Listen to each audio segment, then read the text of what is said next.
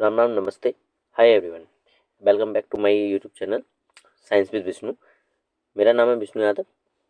आज हम केमिस्ट्री के कुछ इंपॉर्टेंट एमसीक्यू करेंगे जो कि क्लास 10th के acid base and salt chapter के हैं। ठीक है, साथ ही हम कुछ क्वेश्चन से रिलेटेड टॉपिक्स को भी क्या करेंगे, कवर करेंगे। तो अगर वीडियो आपको अच्छी लगे तो लाइक करें, सब्सक्राइब करें, शेयर करें। ठीक है, तो शुरू करते हैं।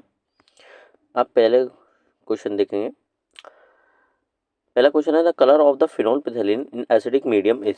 एसिडिक मीडियम में फिनोल्फिथेलिन का कलर पूछा है। फिनोल्फिथेलिन अलग अलग कलर देता है हर मीडियम में। ठीक है, एक एसिडिक मीडियम का कलर है, इसका एसिड के साथ में कलर है। ठीक है, और एक किसके साथ में कलर है, बेस के साथ में कलर है। ठीक, बेस के साथ में ये कलर देता है पिंक, लेकिन एसिड के साथ में ये कलर लेस रहता है। ठीक है, क्योंकि ये खुद ही कैसा है, कलरलेस सॉल्यूशन है। सारे इंडिकेटर आपको पता होने चाहिए। ठीक है, सारे इंडिकेटर्स एसिड के साथ में कैसा कलर देते हैं और बेस के साथ में कैसा कलर देते हैं। ठीक है, जिसमें फिनोल्फिथेलिन, मिथाइल ऑरेंज, मिथाइल रेड, ठीक है, टर्मेरिक। ठीक है, इनका कलर आपको पता ही रहना चाहिए। ठीक है, तो ये कैसा आएगा, कलरलेस आएगा। ठीक, next question. Generally when certain metal react with N acid they release gas. ठीक है, ज़्यादातर मेटल एसिड के साथ में रिएक्ट करती हैं तो एक गैस रिलीज करती हैं। ठीक है, जिसमें कि हमारे पास जो गैस होती है वो होती है हाइड्रोजन गैस। ठीक, जैसे कि आप रिएक्शन देखेंगे इसकी, कोई सी भी मेटल ले लीजिए आप, किसी भी एसिड के साथ में रिएक्ट करवाइए सिवाय किसके, HNO3 को छोड़ के। ठीक है, क्योंकि ये स्ट्रॉन्ग ऑक्सीडाइजिंग एजेंट है। ये जो हाइड्रोजन निकलेगी उसको ऑक्सीडाइज करेगा और क्या बनाएगा, वाटर बनवा देगा। ठीक है, तो आप HCl वगैरह या H2SO4 वगैरह कोई सा भी एसिड ले सकते हैं। इस केस में आपके पास क्या बनेगा, सॉल्ट बनेगा। ठीक है, और क्या रिलीज होगी, hydrogen gas. Next question. Milkiness of lime water disappears when excess CO2 is pass due to the formation of. ठीक, अगर आप क्या कर रहे हैं लाइम वाटर में से, जिसका फॉर्मूला ये रहता है, आपको जनरल फॉर्मूले पता होने चाहिए, जनरल नाम पता होना चाहिए, जनरल फॉर्मूले पता होने चाहिए।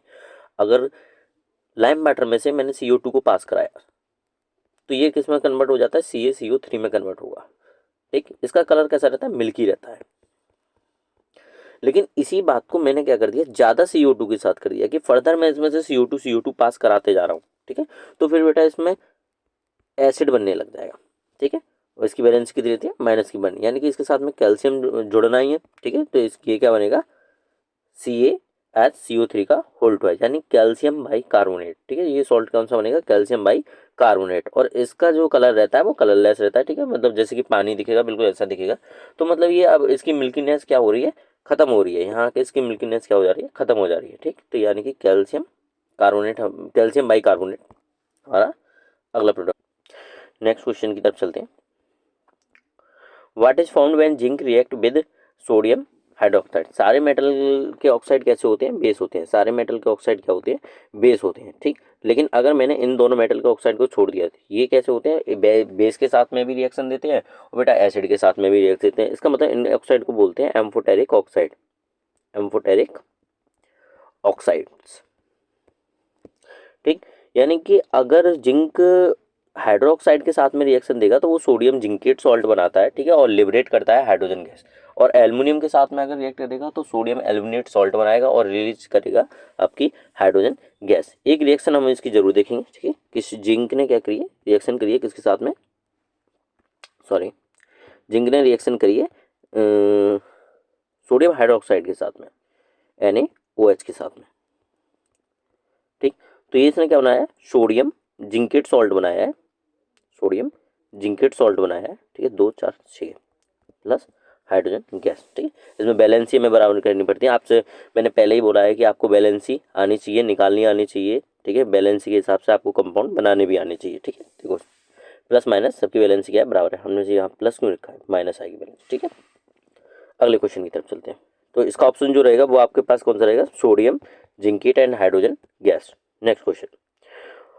What is formed when zinc reacts with sodium hydroxide. Repeat हुआ है क्वेश्चन। ठीक है, हम कट कर देंगे, अगले क्वेश्चन की तरफ चलते हैं। The common name of the substance used in anti acid. Anti acid tablet वगैरह जो आप लेते हो नॉर्मली, इनू जैसे हो गया। ठीक है, इनमें कॉमन सॉल्ट आप कौन सा यूज करते हो, या फिर खाने वगैरह में जो आप डालते हो उसमें कौन सा यूज करते हो। अगर इनू की बात करें और जो एंटी एसिड टैबलेट होती हैं उसमें जो यूज किया जाता है, मिल्क ऑफ मैग्नीशिया यूज किया जाता है। ठीक है, MgOH का होल टेयर, यानी कि मैग्नीशियम का हाइड्रोक्साइड यूज किया जाता है। ठीक है, कॉमन नाम है इसका milk of magnesia, milk of magnesia. लेकिन यहाँ पे हमारे ऑप्शन नहीं है मिल्क ऑफ मैग्नीशिया, यानी कि बेकिंग सोडा। बेकिंग सोडा जो कि हमारा फॉर्मूला क्या रहता है, NaSCO3। NaCO3, NaSCO3, ठीक है। ये किस तरीके से यूज किया जाता है, एंटी एसिड की तरह यूज किया जाता है। आप इसके यूजेस जानते हो, ठीक है।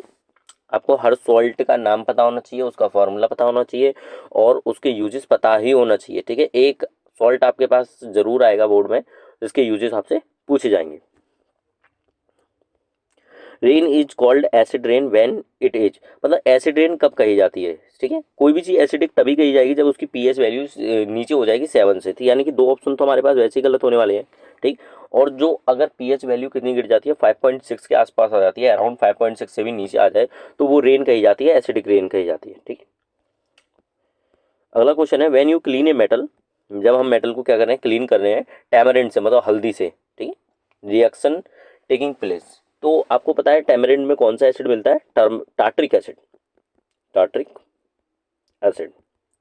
और जब आप एसिड की रिएक्शन किसी मेटल ऑक्साइड के साथ में कर रहे हैं तो आपको क्या मिलेंगे, सॉल्ट एंड वाटर मिलेंगे। तो यानी कि एक्स क्या है यहाँ पे, एसिड है।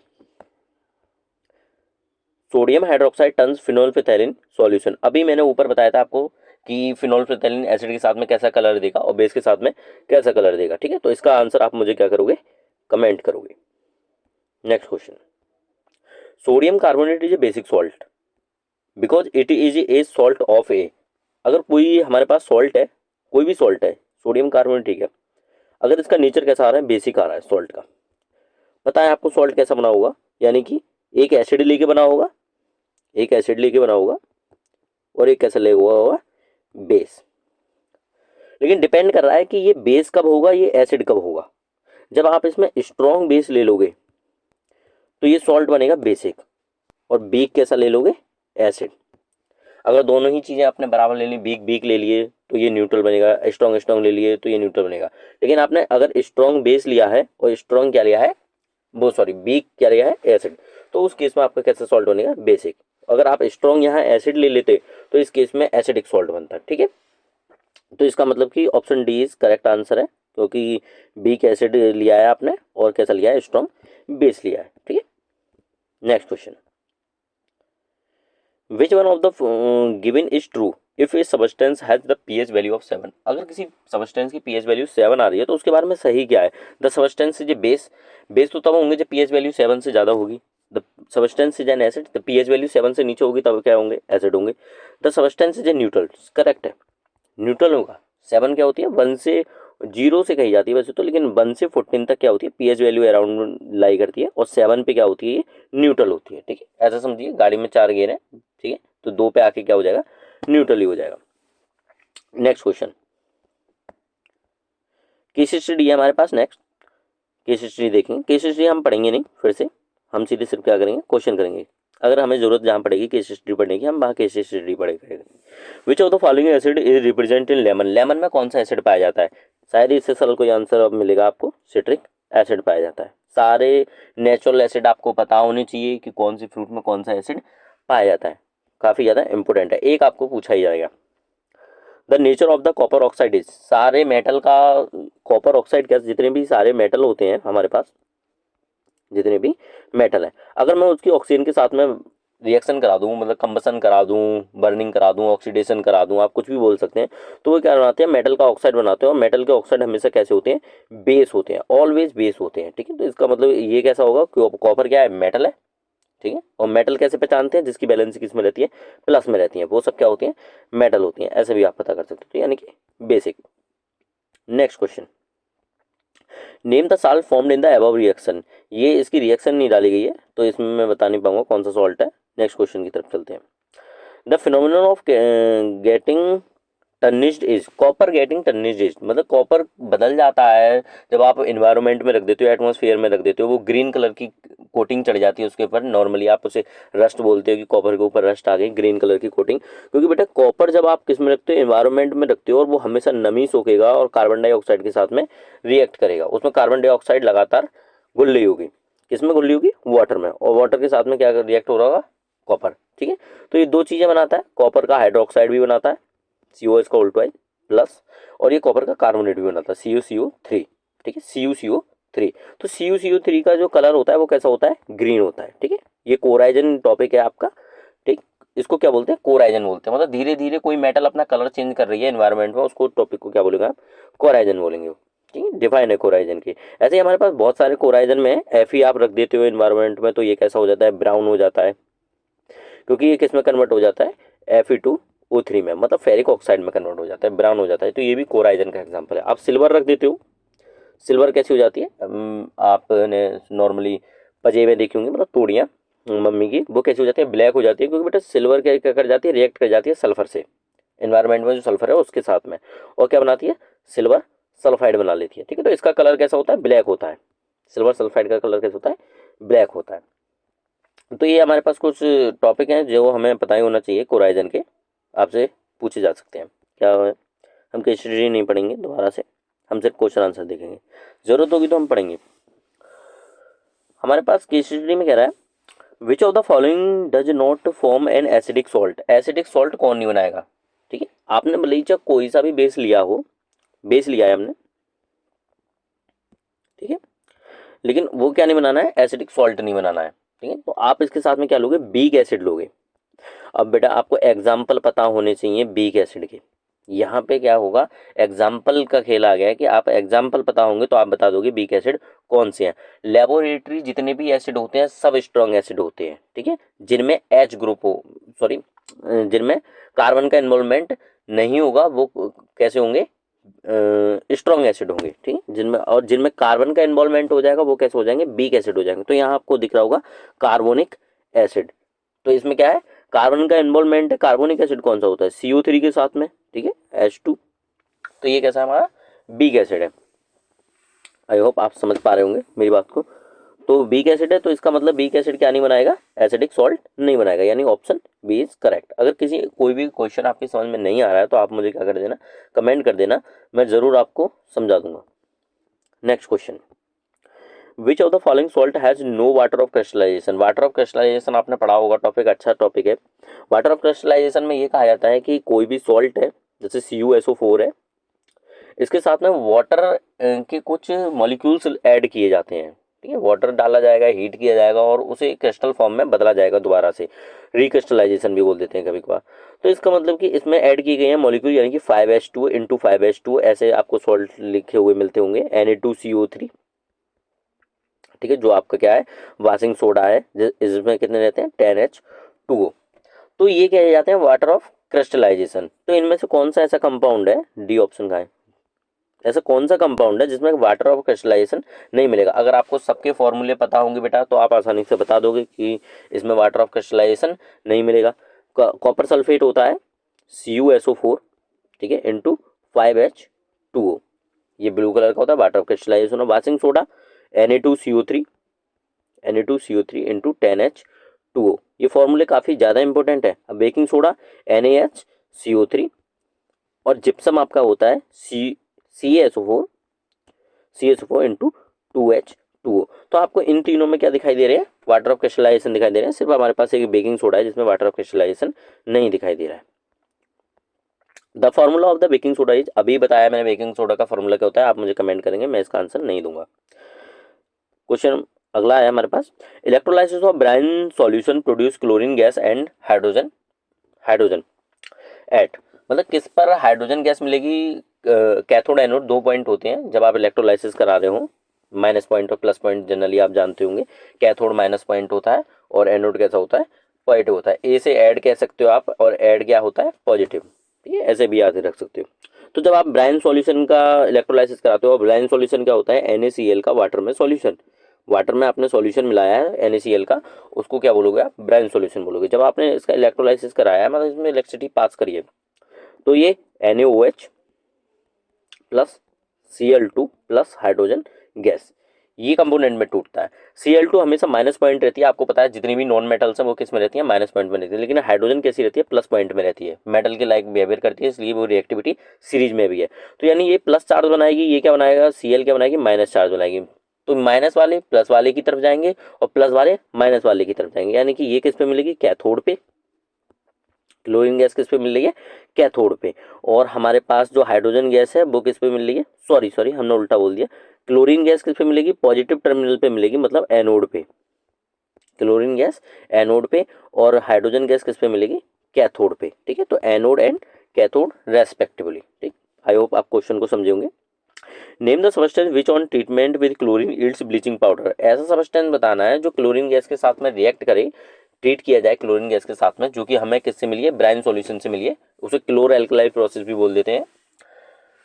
तो आपको क्या मिल जाए, ब्लीचिंग पाउडर मिल जाए। अगर आपको ब्लीचिंग पाउडर का फॉर्मूला पता होगा तो आप आसानी से बना लोगे, वरना CaO आप सीधे याद रखिए। अगर कैल्शियम ऑक्साइड को मैं किसके साथ ट्रीट करा दूं, क्लोरीन गैस के साथ, जो कि मुझे ब्राइन सॉल्यूशन से मिली है, आप उसे नॉर्मली से पास करिए किससे, कैल्शियम ऑक्साइड से, आपको क्या मिलेगा, CaOCl2। ये क्या होता है, bleaching powder, calcium oxy chloride. CaOH का होल ट्वाइस भी हो सकता है इसमें ऑप्शन। ठीक है, लेकिन यहाँ क्या बनेगा, फिर वाटर बनाना पड़ेगा हमको। अगर हम यहाँ क्या लेते हैं, CaOH का होल ट्वाइस ले लेते हैं।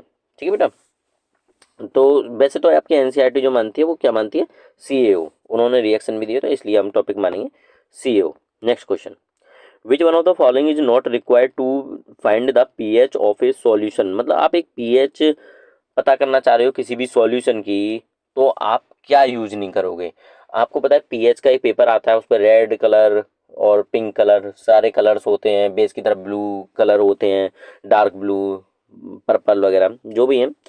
तो हम उससे क्या पता करते हैं कि कौन सी की pH, किस सॉल्यूशन की pH कितनी है। तो लिटमस पेपर करते हैं हाँ भाई use, standard pH value chart बिल्कुल करते हैं हम यूज, pH पेपर बिल्कुल करते हैं, लेकिन यूनिवर्सल इंडिकेटर का हम यूज नहीं करते हैं। ठीक है, pH पेपर ही तो लोगे आप, लिटमस पेपर ले लो या फिर pH पेपर ले लो, बात एक ही रहेगी। तो यानी कि यूनिवर्सल इंडिकेटर। इसमें क्वेश्चन में मुझे भी डाउट है, अगला क्वेश्चन देखते हैं। A blue litmus paper was first dipped in dilute hydrochloric acid. Blue है, ब्लू को किस में डाला गया, एसिड में डाला गया, यानी कि ये कैसा हो जाएगा, रेड हो जाएगा। ठीक है, और फिर इसे फर्दर किस में डाला गया, इन डाइल्यूट HCl सॉल्यूशन, मतलब NaOH में डाला गया, बेस में डाला गया, और बेस में डाला जाएगा तो ये कैसा हो जाएगा, दोबारा से ब्लू हो जाएगा। ठीक है, it observe that the colour of the litmus paper. ठीक है, पहले क्या होगा, वो रेड में बदलेगा, change first to red and then blue. Option A is correct answer, change first to red and then to blue, change first to red and then to blue. Option A and D दोनों ही इसमें same आ रहे हैं, लेकिन हमें तो एक option लगाना है। ठीक, under what soil condition do you think a farmer would spread or treat the soil of his field with quicklime or slag lime. C बात है बेटा, जब आप CaO डाल रहे हो किसी भी चीज में, यानी कि ये कैसा होगा, ये कैल्शियम एक मेटल है, और मेटल के ऑक्साइड अभी मैंने क्या बताया थे, बेस होते हैं। आप क्या डाल रहे हो, बेस डाल रहे हो किसी भी चीज में, और बेस आप कब डालोगे, जब उसकी बेसिसिटी घट गई हो, किसी भी चीज की बेसिसिटी घट गई हो, तभी तो आप बेस मिलाओगे कि उसकी बेसिसिटी बढ़ जाए। ठीक है, तो pH वैल्यू क्या हो गई हो, डिक्रीज हो गई होगी, तभी एसिडिक करेक्टर आया होगा, बेसिसिटी घटी होगी। तो यानी कि जब किसी की pH वैल्यू सॉइल की क्या हो जाती है, डिक्रीज हो जाती है, तब आप उसमें क्या लगाओगे, क्विक लाइम लगाओगे, मतलब उसकी बेसिसिटी हमको क्या करनी है, इंक्रीज करनी है। नेक्स्ट क्वेश्चन, टूथपेस्ट आज जनरली, टूथपेस्ट कैसा होता है, जितने भी बेस होते हैं क्या देते हैं, फोम बनाते हैं, मतलब झाग बनाते हैं, तो कैसा होगा, बेसिक ही होगा। ठीक है, सब लोग टूथपेस्ट करते हैं, नहीं करते हैं उनको नहीं पता होगा। लेमन कंटेन्स, लेमन में कौन सा एसिड होता है, अभी मैंने आपको बताया था, इसका आप मुझे क्या करोगे, कमेंट करोगे आंसर। लेकिन मैं आपको ये जरूर बताऊंगा कि फॉर्मिक एसिड कहाँ मिलता है, टार्ट्रिक एसिड कहाँ मिलता है, लैक्टिक एसिड कहाँ मिलता है। आपसे मैंने पहले बोला कि नेचुरल एसिड आपको क्या होना चाहिए, सीधे सीधे पता होना चाहिए। 5th एंड 6th क्लास के बच्चों को हम क्या पढ़ाते हैं, एसिड पढ़ाते हैं, न्यूट्रल जो नेचुरल एसिड होते हैं, सॉरी। फॉर्मिक एसिड कहाँ मिलता है, आंट स्टिंग, आंट स्टिंग या फिर बी स्टिंग।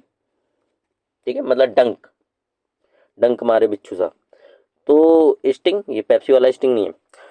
तो इसमें क्या मिलेगा आपको, फॉर्मिक एसिड मिलेगा, और फॉर्मिक एसिड का आपको फॉर्मूला भी पता होना चाहिए। ठीक है, क्योंकि ये आपके कोर्स में। टार्ट्रिक एसिड, टार्ट्रिक एसिड कहाँ मिलेगा, हल्दी में, ये क्या मिलेगा, हल्दी में। ठीक है, जैसे आप टर्मेरिक बोल देते हो। लैक्टिक एसिड कहाँ मिलेगा, दही में, यानी कर्ड में। ठीक, next question, 10 ml of NaOH solution, NaOH का 10 ml क्या है, सॉल्यूशन है। ठीक है, 10 ml सॉल्यूशन लिया गया। To find completely neutralize 8 ml, ये किसको न्यूट्रलाइज कर देता है, 8 ml HCl को न्यूट्रलाइज कर देता है।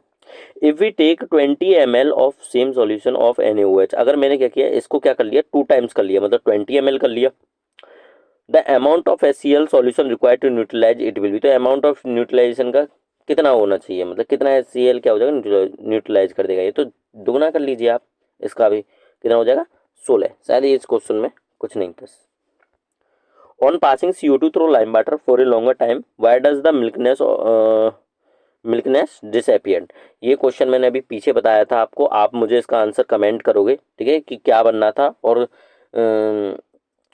कौन सा आंसर है। विच of the following gives CO2 on heating, इनमें से कौन CO2 देगा जब आप इसे क्या करोगे, हीट करोगे। दो आपको रिएक्शन पता ही होनी चाहिए, एक्सट्रैक्शन ऑफ मेटल वाले चैप्टर में है हमारे पास, कि आपको रोस्टिंग प्रोसेस और कैल्सिनेशन प्रोसेस आनी चाहिए, और कैसे करते हैं वो भी आनी चाहिए, ठीक है। तो यानी कि यहाँ पर जिसमें कार्बोनेट होगी, जिसमें कार्बोनेट के साथ में जो जुड़ा होगा, जो मेटल कार्बोनेट के साथ में होगी, सॉरी कार्बोनेट मतलब कि CO3 के साथ में होगी, वही क्या करेगी, लिबरेट करेगी कार्बन डाइऑक्साइड गैस। तो हमारे पास लाइमस्टोन का फॉर्मूला शायद आपने सबने ही पढ़ा होगा, CaCO3। तो ये क्या करेगी, कार्बन डाइऑक्साइड लिबरेट करेगी। आप क्या करोगे, सिंपली इसे हीट करोगे तो ये ऑक्साइड में और CO2 in the absence of air. अगला, इसे कैल्सिनेशन प्रोसेस बोलते हैं। अगला है 10 ml of solution of NaOH, ये रिपीट हुआ है क्वेश्चन, रिपीट हुआ है, सॉरी। अगला क्वेश्चन है the colour of the pH strip turn red when it dipped into a sample. एक सैंपल है, इसमें पीएच की आपने क्या डाली है, एक स्ट्रिप डाली है ये, और इसका कलर कैसा हो गया, रेड हो गया। शायद ये अब सबको पता होगा कि ये होगा क्या, ठीक है, एसिड ही होगा, सीधी सी बात है। ये क्या है, एसिड है। टैप वाटर न्यूट्रल है, बाइकार्बोनेट, सोडियम बाइकार्बोनेट, सोडियम है तो कैसा होगा, बेस होगा। सोडियम हाइड्रोक्साइड है, हाइड्रोक्साइड लगा हुआ है तो क्या होते हैं, बेस होते हैं। अगला question, a student takes some zinc granules in a test tube and add dilute hydrochloric acid. Zinc granules लिए एक टेस्ट ट्यूब में, उसमें क्या डाल दिया गया है, HCl डाल दिया गया है। डाइल्यूट मतलब पानी में मिला हुआ। He would observe that the colour of the zinc granules change, क्योंकि आपको पता है Zn रिएक्ट करेगा इसके साथ में और क्या बनाएगा, ZnCl2, और लिबरेट करेगा क्या, हाइड्रोजन गैस। और इस ZnCl2 का कलर पूछा है, वो कैसा होता है, व्हाइट कलर होता है, ठीक। सारे कलर आपको पता होना चाहिए, सॉल्ट के चुनिंदा उनिंदा कलर होते हैं, पता होना चाहिए। वैसे ये आपकी NCERT में है नहीं ये कलर, लेकिन तो भी आपको पता होना चाहिए। Higher the hydronium ion concentration, सीधे सीधे एक कहावत है, जितनी ज़्यादा हाइड्रोनियम आयन की कंसंट्रेशन उतनी ज़्यादा lower pH value. Hydronium ion कौन सा होता है, H+। इसकी कंसंट्रेशन जितनी ज़्यादा होगी उतनी ही पीएच वैल्यू क्या करेगी, शिफ्ट करेगी लेफ्ट साइड में, ठीक है। तो यानी कि H+ आयन की कंसंट्रेशन क्या है, किसी भी सॉल्यूशन में ज़्यादा है तो उसकी पीएच क्या होगी, कम होगी, ठीक है। तो higher the hydronium ion concentration lower is the pH value. और बाप रे, बड़ा भयानक क्वेश्चन है।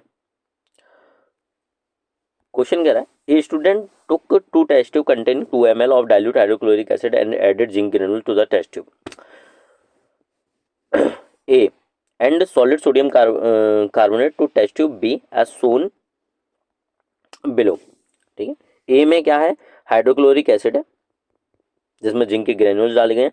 सोडियम सॉलिड सोडियम कार्बोनेट डाला गया है, इसमें भी क्या है, HCl ही है। दोनों के साथ में रिएक्शन देनी है, लेकिन आपको ये पता होना चाहिए कि फास्ट कौन सी रिएक्शन होगी और स्लो कौन सी रिएक्शन, क्योंकि रैपिड और स्लो में ही नीचे आंसर आ रहा है। तो यहाँ पे आपके काम करेगी रिएक्टिविटी सीरीज बेटा। जो मेटल सबसे ज़्यादा रिएक्टिव होगी उसकी रिएक्शन भी कैसी होगी, फास्ट होगी। तो आपको सोडियम और जिंक में से कौन ज़्यादा रिएक्टिव है, सोडियम। सोडियम ऊपर रहता है रिएक्टिविटी सीरीज में, पोटेशियम के नीचे क्या है, सोडियम है। तो इसका मतलब सोडियम की रिएक्शन क्या होगी, फास्ट होगी। तो रिएक्शन बी क्या होगी, फास्ट होगी। रिएक्शन बी कैसी होगी, रैपिड होगी मतलब, और स्लो होगी किसकी, ए की। अगर इससे कंपैरिजन करके देखें, वरना दोनों ही रिएक्शन फास्ट है, rapid reaction in both the test tube, ये भी आंसर सही होना चाहिए। अब ये तो नहीं पता ये कंपैरिजन करा रहा है या क्या करा रहा है, ठीक। अगला question, on adding A drop of given solution on A pH paper a student notice that the pH paper turn blue. एक स्टूडेंट था, उसने पीएच पेपर पे क्या डाली, कुछ सॉल्यूशन की ड्रॉप डाली और इसका कलर कैसा हो चुका है, ब्लू। यानी कि जब ब्लू कलर हो चुका है तो आपको पता होना चाहिए कि ये क्या होगा, बी से ब्लू और बी से बेस, बेस होगा। 3 में एसिड है तो एक क्या बच गया आपके पास, बेस बच गया। इससे ही शायद सरल क्वेश्चन अब कोई होगा। एम्फोटेरिक ऑक्साइड, एम्फोटेरिक ऑक्साइड की आपके पास रिएक्शन है, अभी मैंने पीछे बताए थे एम्फोटेरिक ऑक्साइड क्या होते हैं। आप इसका आंसर मुझे क्या करोगे, कमेंट करोगे, मैं इसका आंसर नहीं